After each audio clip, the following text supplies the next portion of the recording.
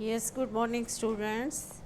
In our previous lectures, we have discussed globalizations. And what is globalizations? Globalizations deals with the flow of ideas, capital, commodities, and peoples. And we also discuss globalization is a multidimensional concept. Uh, it has political, economic, and cultural. And we have also discussed political consequences. What is in the political consequences? There's a erosion of state capacities. इसमें ये कहा गया है कि जो state की capacity है जो काम करने की, क्योंकि वो कम हो गई है, वो जो स्टेट है वो वेलफेयर स्टेट की में जो है काम करने के बजाय ज़्यादातर जो स्टेट्स है मोस्टली जो है it is a market that becomes prime determinants of economic and social priorities कि इसमें जो मार्केट है इसको ही ज़्यादा इम्पोर्टेंस दी जाती है. मार्केट मीन्स जैसे मल्टीनेशनल कंपनीज हैं, the entry and the increase role of the multinational companies all over the world leads to a reduction of a capacity of government to take decision in their own.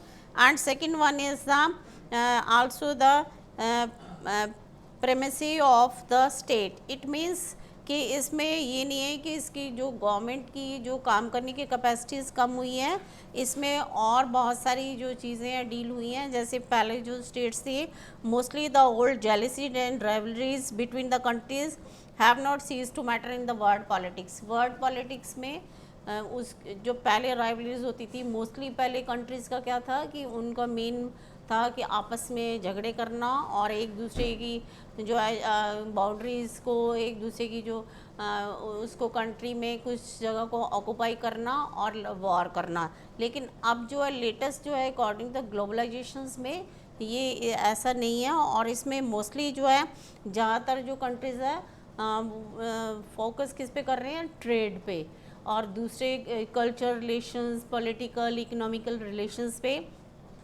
जो countries हैं इसमें focus कर रही हैं. और इसमें main role किसका, that is the role of the technologies की वजह से जो है the state to collect information about its people. Technology की वजह से जो स्टेट्स हैं, कंट्रीज़ हैं, उनको अपने लोगों की, अपने इन्हीं दूसरे देश के लोगों की, दूसरी कंट्रीज़ के लोगों की जो है इंफॉर्मेशंस जो हैं वो पता चलती हैं. और इससे जो है the state now the state is able to rule better, कि पहले से बेटर रूल करने के लिए जो है स्टेट्स जो हैं इसकी वजह से because of the technology. And now today we will discuss economic consequences.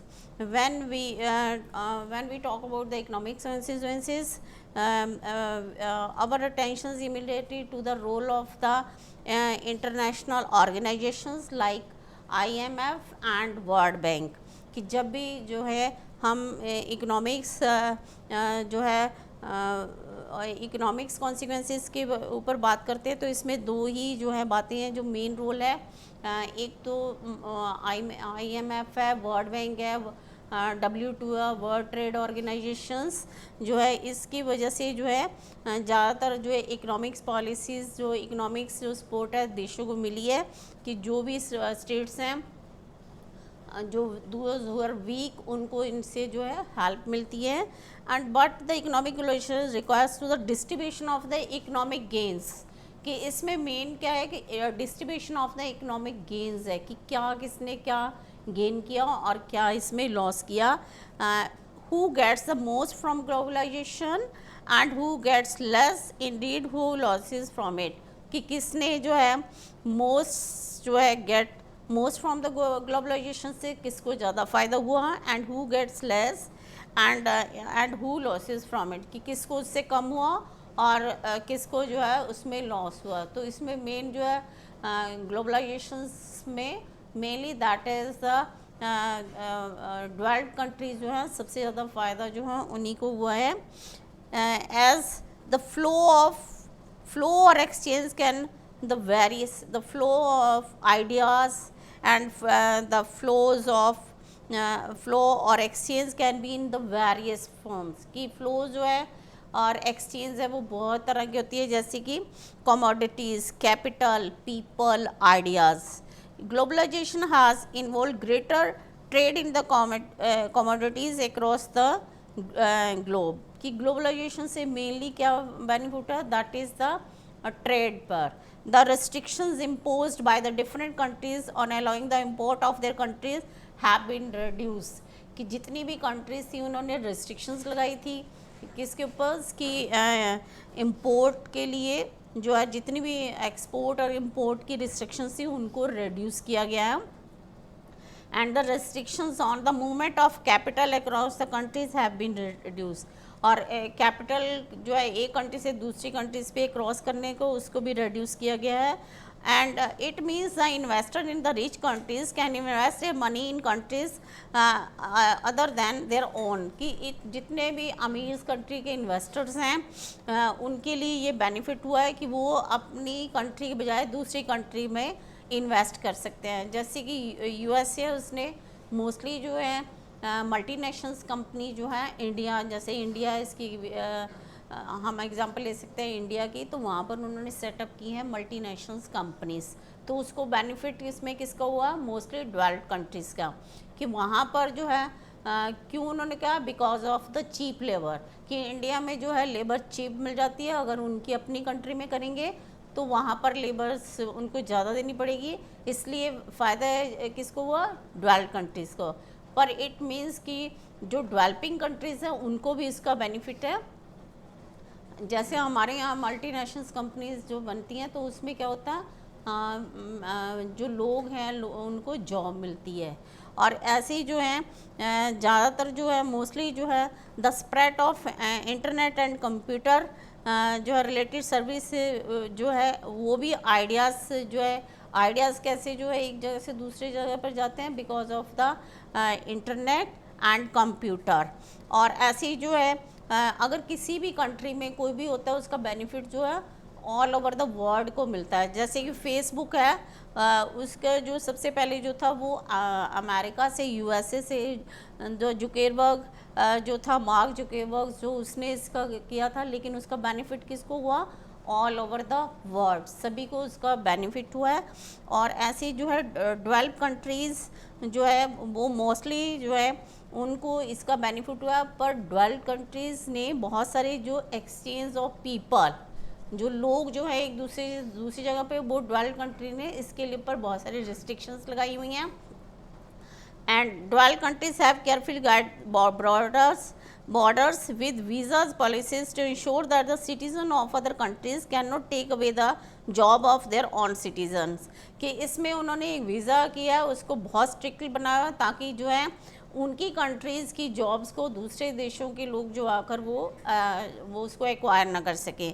यहाँ पर हमारी यहाँ पर एक पिक्चर दी हुई है जहाँ पर इसमें लिखा हुआ है, एक मदर जो है वो अपने बच्चों को बता रही है, finish your homework, there are people in China and India who are starving for your jobs. कि उसमें उन्होंने ये शो करा है कि अपना ये काम पूरा करो, अपनी पढ़ाई करो, कि इस आपसे भी काबिल लोग जो हैं वो चाइना और इंडिया में हैं। कि आपसे भी जो इंटेलिजेंट लोग जो हैं वो चाइना और इंडिया में हैं, जो कि आपकी जॉब के लिए बैठे हैं, जो आपकी जॉब जो है लेंगे। ये पिक्चर इसमें ये शो करती है। और इसके अलावा जो है इसमें जो मेनली जो है ग्लोबलाइजेशंस की वजह से जो है लोगों को बहुत सारी जॉब्स मिले हैं और उनको जो है उनके जो है जॉब मिले हैं। और इसके अलावा जो उनको दूसरी जो डेवलप कंट्रीज़ हैं उनको चीप लेबर इसी की वजह से, बिकॉज ऑफ द ग्लोबलाइजेशन की वजह से मिली है। पर बहुत सारे जो क्रिटिक्स हैं वो इसके बारे में ये कहते हैं कि बिकॉज ऑफ द जो लोकल प्रोड्यूसर्स हैं उन्होंने ये है कि मल्टीनेशनल कंपनी की वजह से जो उनका काम जो है वो कम हो गया है, इसलिए वो कहते हैं कि ये बेनिफिट तो है, लेकिन जो कंट्री है उसको एक जो है एक सोशल सेफ्टी नेट बनाना चाहिए ताकि जो है उनको सिक्योर करे। जो economically those who are weak, जो इकोनॉमिकली हमारे प्रोड्यूसर हैं, लोकल प्रोड्यूसर्स हैं, वो जो है उनको सिक्योर करने के लिए जो है एक जो है सोशल सेफ्टी नेट्स होना चाहिए। और पर मोस्टली जो है ज़्यादातर जो लोग हैं वो जो इसके बारे में जो इसके क्रिटिक्स हैं वो ये कह रहे हैं कि ये कॉलोनाइजेशन ऑफ द वर्ल्ड हुआ है, कि इसको डीकॉलोनाइजेशन ऑफ द वर्ल्ड कैसे, कि जैसे पहले की ट्रेड की वजह से ही जो था ब्रिटिश जो है इंडिया में राज कर पाए थे, अब वही ट्रेड जो है की वजह से जो है ये मल्टीनेशनल कंपनीज बन रही हैं, तो उसको उन्होंने डीकॉलोनाइजेशन का नाम दिया है। बट बहुत सारे जो लोग हैं वो इस ग्लोबलाइजेशन की जो फेवर में हैं, और उनका ये मानना है कि दिस ग्लोबलाइजेशन जो है greater trade among the countries launch each economy to do what is the best, कि जो ट्रेड है ग्रेटर ट्रेड है अमंग द डिफरेंट कंट्रीज़ में जो है ट्रेड हो रहा है, तो हर एक ही इकोनॉमिक को each economy to do what is the best, कि एक क्या जो बेस्ट है उसके लिए वो उसको किया जाता है, और इससे जो है this would benefit the whole world, इससे पूरा जो वर्ल्ड है उसको बेनिफिट होता है। Thank you.